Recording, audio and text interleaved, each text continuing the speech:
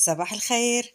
كي دايرين؟ لاباس عليكم؟ نتمنى يا ربي تكون اموركم بخير وعلى خير، ويكون هذا الشهر الفضيل لقاكم باحسن الاحوال واحسن الظروف يا ربي. جيت اليوم من بعد غيبه نشارك معكم واحد الوصفه ديال الغريبه اولا معمول ديال التمر، وصفه اللي ناجحه 100%. غادي تحافظوا بها على الشكل ديال الرشمه ديال الغريبه ديالتكم. ما غاديش نحتاجوا فيها كميه كثيره ديال السكر، يعني كميه قليله بزاف اللي غادي نستعملوا ديال السكر. ممكن حتى لاصحاب الرجيم انهم يعتمدوا هذه الوصفه هذه. كتجي لذيذه بزاف، هشيشه، ما كتفرقع علينا في الفران، ما كتجي قاصحه، ما فيها حتى شي مشاكل. يعني ممكن لاي شخص بغى يجرب المعمول ديال التمر لاول مره تنجح معاه. نتمنى ان الوصفه ان شاء الله تطبقوها، ولا طبقتوها تخليوا لي التعاليق ديالكم. هنايا انا راه غادي نشارك معكم واحد الحبه ديال المعمول باش تشوفوا النتيجه ديالتها كيفاش دايره. هانتوما كي تجي من الداخل كتجي عامره بالتمر، معلكه وفي نفس الوقت رطبه بزاف وهشيشه. ندوزو للمقادير وطريقه التحضير ونبداو على بركه الله. بالنسبه للمقادير فهما مقادير بسيطه. عندنا فيهم بيضه، نص كاس من الحليب مجفف او حليب بودره، كاس مع مرش زيت نباتيه، معلقه صغيره خميره الحلويات، سكر كلاصي اولا سكر ثقيل، زبده اللي كتكون لينه بدرجه حراره المطبخ اولا تكون رطبه، يعني ماشي من الثلاجه نستعملوها، تكون خرجناها مده من الثلاجه. ومن الاحسن تكون زبده حيوانيه. فاش كنستعملوا الزبده اللي كتكون من اصل حيواني اولا نوعيه جيده كتعطينا نتيجه زوينه، وحتى في المذاق كتعطي الفرق بزاف، يعني كتجي بنينه بزاف. صافي غادي ناخذ هاد المكونات وغادي نطربهم بالطراب الكهربائي. ممكن تستعملوا الطراب الكهربائي كيف ما ممكن تستعملوا العجانه. انا هنا عندي غير كميه ديال نص كيلو ديال الدقيق اللي غادي استعملت غير الطراب الكهربائي. هنا خلطت مزيان ديك الزبده مع السكر كلاصي، تنسجموا ليا. ضفت عليهم داك الكاس مع مرش من زيت نباتيه والحليب بودره اولا نيدو. غادي نستمر في الخلط بهذه الطريقه هذه حتى ينسجموا لي المكونات مع بعضياتهم، ما تبقاش الزبده باينه عندي نهائيا. بحال الا بغيت نطلع شي كريمه. صافي نستمر بالخلط بهذه الطريقه هذه، يعني راه ما كتاخذش منا الوقت بزاف، غير الوقت اللي ينسجموا لنا المكونات. يعني الا كانت عندنا الزبده لينه او رطبه راه دغيا كيتخلطوا لنا المكونات. انا كانت عندي زبده بقى شاده شويه في راسها، داكشي علاش خدات لي واحد شويه د الوقت في الخلط. صافي ملي تحصلت على هاد النتيجه هذه غادي نضيف دابا بيضه، وغادي نضيف شويه من النكهه ديال الفاني. بالنسبه للنكهه ديال الفاني من الاحسن اننا نستعملوا يا اما بودره يا اما سائله، ما نستعملوش الساشي ديال سكر فاني. صافي انا كان باقي عندي واحد شويه ديال الفاني سائله. غادي نستمر بالخلط حتى تنسجم ليا ديك البيضه اللي ضفت والفاني مع خليط ديال الزبده والزيت والسكر. وغادي تولي عندي الخليط ديالي كيكون اللون ديالو فاتح وكريمي.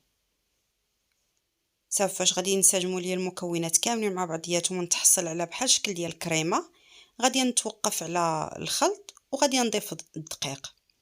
بالنسبه للدقيق هنا انا راه عبرت 500 غرام. من الاحسن انه الدقيق ما نغربلو حتى الوقيته اللي غادي نبغيو نستعملوه. بهذه الطريقه هذه كتعطينا نتيجه زوينه وكتجي الحلوه ديالتنا هشيشه.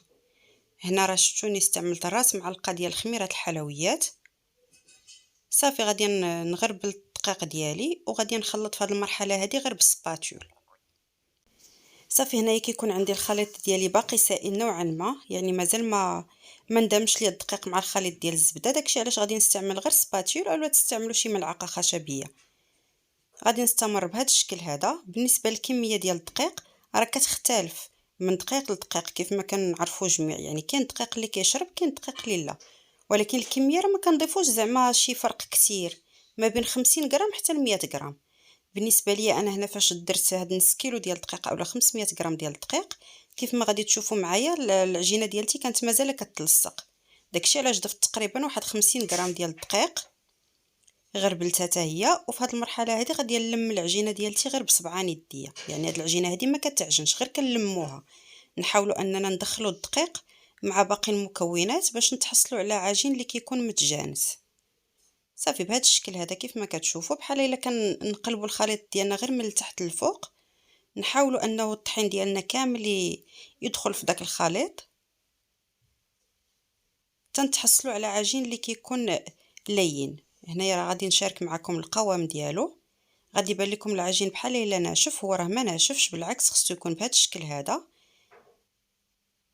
باش نتحصلوا على نتيجه اللي كتكون مزيانه.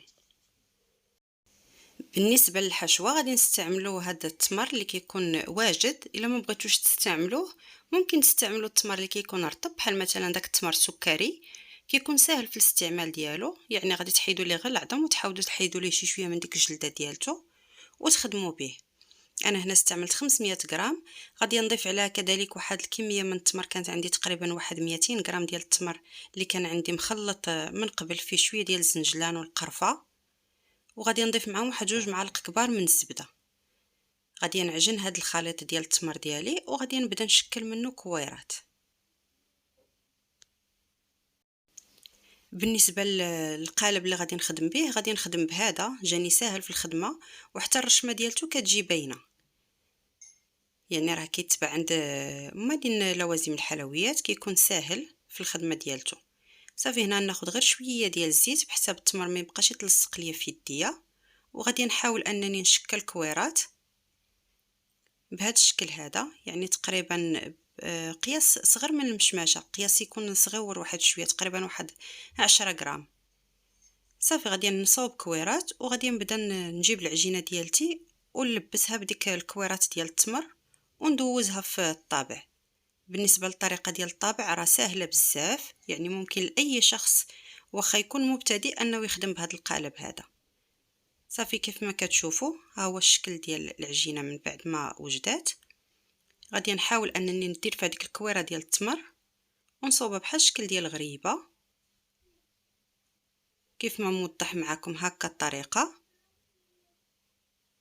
الا بانت لكم شي جهه اللي فيها كتكون تقريبا شفافه كيبان منها شي شويه التمر، كنحاول نخليوها هي التحتانيه. صافي غادي نحطو فوق سطح العمل وغادي ندير هذا القالب كتخويوه شويه، يعني عفوا كتطلعوا القالب شويه، يعني كدير واحد الفراغ عاد باش كتضغطوا عليه. صافي ها هو هكا فاش كتدفعوه ها هو الشكل ديالها، راه كتحيد بكل سهوله من القالب. ها هو الشكل ديالها كيف ما شفتوا. وبالنسبه للرشمه راه كيف ما كتدخلوها الفران كيف ما كتخرج. نعاود معكم واحده اخرى بنفس الطريقه، العجينه وكنديروا فيها الكويره ديال التمر، كنحطوها فوق من سطح العمل وكنضغطوا.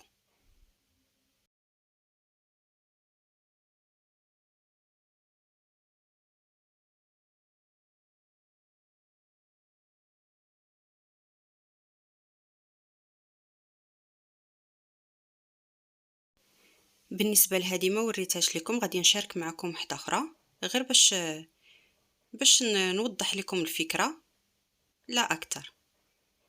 صافي هنايا فاش غادي نكمل الخليط ديالي كامل، غادي نسخن الفران ديالي غير من التحت على 200 درجه وغادي ندخل الطاوه ديالتي للفران.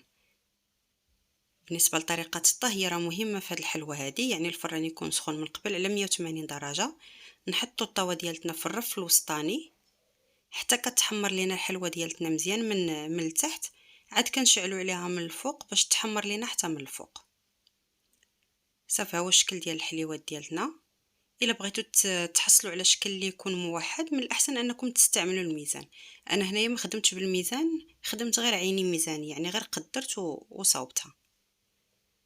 صافي هنايا راه دخلتها للفران اللي مسخن كيف ما قلت لكم من قبل على 200 درجه حتى تحمروا ليا من التحت وشعلت عليهم من الفوق. كان هذا هو الشكل النهائي ديالهم من بعد ما خرجوا من الفران. كيف ما شفتوا راه محمرين من التحت مزيان وحتى من الفوق، وواخا كنحمروهم هانتوما كيف ما كتشوفوا راه رطبين بزاف وهشاش، كيجيو المذاق ديالهم رائع رائع رائع، وفي نفس الوقت القوام ديالهم هشيش بزاف. نتمنى الوصفه ديال اليوم تكون نالت الاعجاب ديالكم، ما تنساوناش بلايك واشتراك، وشكرا الى وصفه قادمه ان شاء الله.